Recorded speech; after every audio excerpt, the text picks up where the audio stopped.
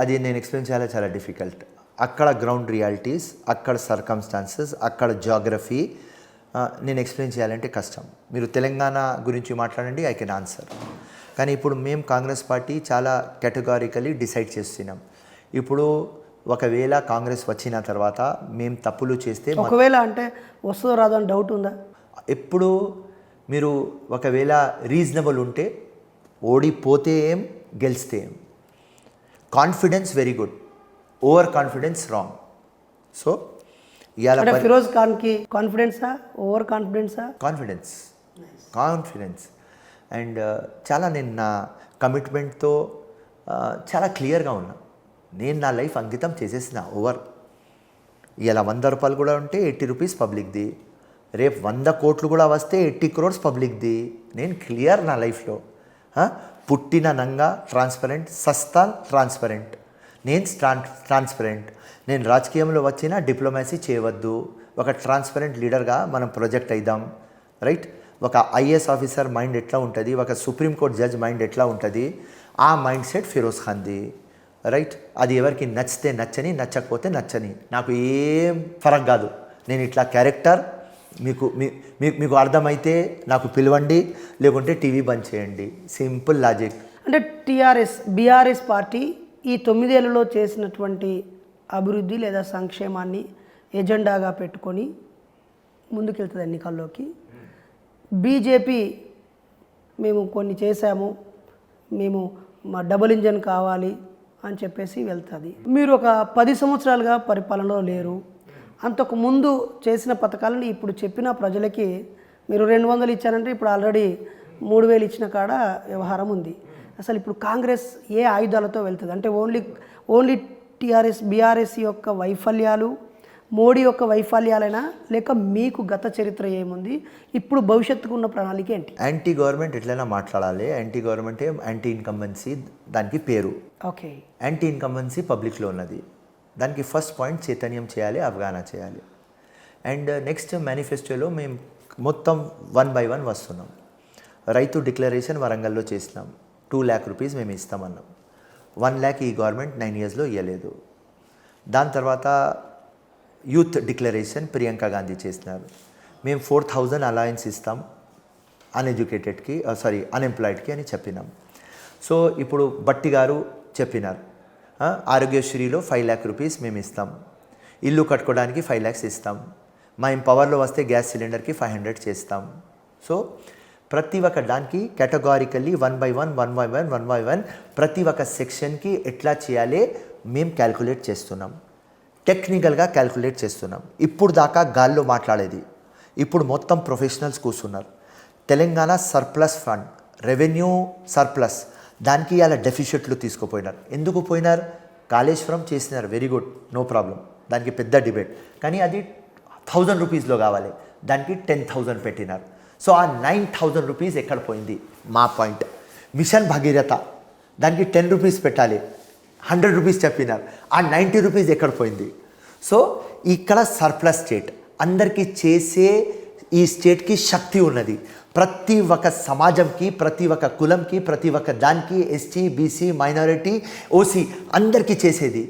మంచి స్కూళ్ళు, మంచి హాస్పిటళ్ళు, ఈ మొత్తం కాంగ్రెస్ దాని మీద పోతుంది. సో బంగారు తెలంగాణ చెప్పి చిప్ప తెలంగాణ ఇచ్చినారు. కానీ మేము బంగారు తెలంగాణ ఇవ్వాలి, అభివృద్ధి తెలంగాణ ఇవ్వాలి, ఇక్కడ బానిసులు ఉండవద్దు, అందరు డెవలప్ కావాలి అని ఆ ప్రొజెక్షన్లో పోతున్నాం. రాహుల్ గాంధీకి స్ట్రైట్ కట్, సింపుల్, నెక్స్ట్ మన గవర్నమెంట్ వస్తే నెక్స్ట్ మన గవర్నమెంట్ మొత్తం ఇండియాకి ఒక ఎగ్జాంపుల్ కావాలి అని ఆయన ఆశ. తెలంగాణ ఇచ్చింది సోనియా గాంధీ, ఆయనకు గిఫ్ట్ ఇవ్వాలి మా ఆశ. ఇంకా మంచి తెలంగాణ, డెవలప్ తెలంగాణ కావాలి మా ఆశ. సో ఆంధ్రప్రదేశ్ లాగా మా దగ్గర డబ్బులు లేవు అని లేదు నరేష్ గారు. తెలంగాణకి వచ్చే అడ్వాంటేజ్ అది డబ్బులు ఉన్నాయి, అది ఎట్లా డిస్ట్రిబ్యూట్ చేస్తారు? 100% ప్రాపర్గా డిస్ట్రిబ్యూట్ అవుతుంది, నేను నమ్ముతున్నా. మద్యంపై కాంగ్రెస్ ఏమైనా చర్చించిందా?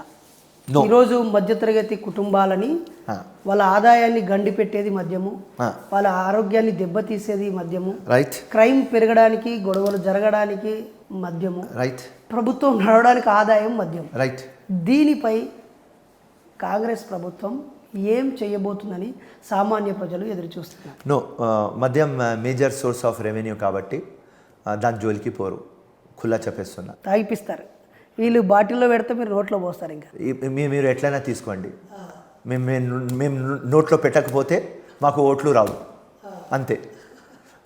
అవస్థ, necessity is mother of all creation. అంటే ఇప్పుడు ఈ వీడియో చూసే వాళ్ళలో వాళ్ళ భర్తలు తాగుబోతులో, కొడుకులు తాగుబోతులో అయినప్పుడు ఆడపడుచులందరూ ఈ గవర్నమెంట్ తాగిపిచ్చి చెడగొడుతుంది, రేపు కాంగ్రెస్ వస్తే కూడా తాగిపిస్తుంది, ఈ కొడుకులకు ఎవరికి ఓటేయద్దని అనుకుంటే అప్పుడు ఏం చేస్తారు? ఓకే, వాళ్ళ ఇష్టం. ప్రతి ఒక్క గవర్నమెంట్ తాకిపిస్తుంది, మేము కూడా తాకిపిచ్చి పని చేస్తాం, అది డిఫరెన్స్. మీ పక్కనే ఉన్నటువంటి కర్ణాటక ప్రభుత్వం ఎన్నో హామీలను ఇచ్చింది, ఐక్యతను సంపాదించింది, మెజారిటీని సంపాదించింది, ముఖ్యమంత్రి వచ్చి కూర్చున్నారు. అయినా అది చైర్లోకి వచ్చి నెల కాకముందే ప్రజా వ్యతిరేకతను రుచి చూస్తుంది. అక్కడ కాంగ్రెస్ గెలవడం ప్రజాస్వామికవాదులు ఆశగా ఫీల్ అయినా నెల రోజుల్లోనే అక్కడ వైఫల్యాలు బయటికి రావడంతో దాని ప్రభావం ఇక్కడ పడదనుకుంటారా? No and it is premeditated మెడిటేటెడ్. అంటే మీరు ఇమీడియట్లీ ఇంత పెద్ద ఎగ్జామినేషన్ పాస్ అయిన తర్వాత 1 monthలో రిజల్ట్ చూపించాలంటే కష్టం.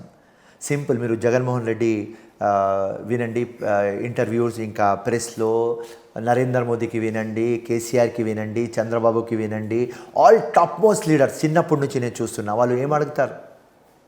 మొన్న లేటెస్ట్గా పవన్ కళ్యాణ్ కూడా అదే ఫాలో అయితే 10 years నాకు కావాలి అడిగినాను. మీరు 10 months కూడా ఇవ్వలేదు, 1 monthలో డిసైడ్ అయిపోయింది. నరేష్ గారు, మీది ఎట్లా ఉన్నది అంటే పెండ్లి 1 month ముందు అయింది, పాప ఎక్కడా, కొడుకు ఎక్కడ అంటే ఎక్కడి నుంచి తీసుకురావాలి నరేష్? ఇదే మాటని కేసీఆర్ గారు కూడా మొదటిసారి గవర్నమెంట్ ఫామ్ చేసినప్పుడు మేము ఇంకా ఇప్పుడే కదా వచ్చింది అన్నారు. 5 ఏళ్ళు గడిచింది, మరో అవకాశం వచ్చింది, ఇప్పుడు 9 ఏళ్ళు అయింది. ఈ క్రమంలో KG to PG విద్య ఎక్కడ పోయింది, డబుల్ బెడ్రూమ్ ఇల్లు ఎక్కడ పోయింది, యువతకు ఉద్యోగ అవకాశాలు ఎక్కడ పోయాయి, ఇంకా ఎక్కడి సమస్యలు అక్కడే ఉన్నాయి కదా, చేయాల్సినవి బోల్డ్ అని ఉన్నాయంటే 9 ఏళ్ళలో ఏం చేస్తాం, చాలా కాలం పట్టుద్ది అంటున్నారు కదా. మరి అప్పుడు వాళ్ళకి ఇంకో అవకాశం ఏమని మీరు అంటున్నట్టేనా? నో ఇది పబ్లిక్ ఇంటెలిజెన్స్కి ఇచ్చేస్తున్నాం మేము. కానీ మీరు అడిగిన సమాధానం చాలా ఇట్లా 1 monthలో ప్రోగ్రెస్ చూపించమంటే కష్టం. మినిమం 5 years ఉండాలి గవర్నమెంట్, ఉంటేనే ప్రోగ్రెస్ కార్డు ఏదైనా చూపించవచ్చు, otherwise it is very difficult. Firoz Khan గారిని అసెంబ్లీలో మాట్లాడమనే అవకాశం ఇస్తే ఏ సమస్య మీద ముందు మాట్లాడతాడు? అన్నీ ఏదైనా సమస్య కానీ ముందు మొదటి ప్రాధాన్యత ఏమిస్తాడు? లేదు, సింపుల్. నేను అపోజిషన్లో ఉంటే నా టార్గెట్ ముఖ్యమంత్రి ఉంటాడు. ఓకే, ముఖ్యమంత్రి ఏం మాట్లాడితే దానికి గెలకాలే నేను. అప్పుడు కూడా ఈ వాడు వీడు 100% చెప్తా, డిబార్ చేస్తే చేయని, రైట్. ముఖ్యమంత్రికి గెలుతా, ఇక్కడ క్లియర్ కట్ చెప్తున్నా. ఆ ముఖ్యమంత్రి పెద్ద పులి. ఒకవేళ మీరు మినిస్ట్రీ అవుతే లేదా మీరు అధికార పార్టీ అయితే? వస్తున్నా ఆయన అక్కడ నేను అపోజిషన్లో ఉంటే నేను ఎమ్మెల్యే, అక్కడ ముఖ్యమంత్రికి గెలుకుతా. ఎందుకంటే నేను చిన్న పులి, వాడు పెద్ద పులి, నేను గెలుకుతా. మళ్ళీ నేను మినిస్టర్ ఉండి నేను అక్కడ అసెంబ్లీలో ఉంటే నా ముఖ్యమంత్రి జోలికి ఎవరు వస్తే వాళ్ళకి గెలుకుతా.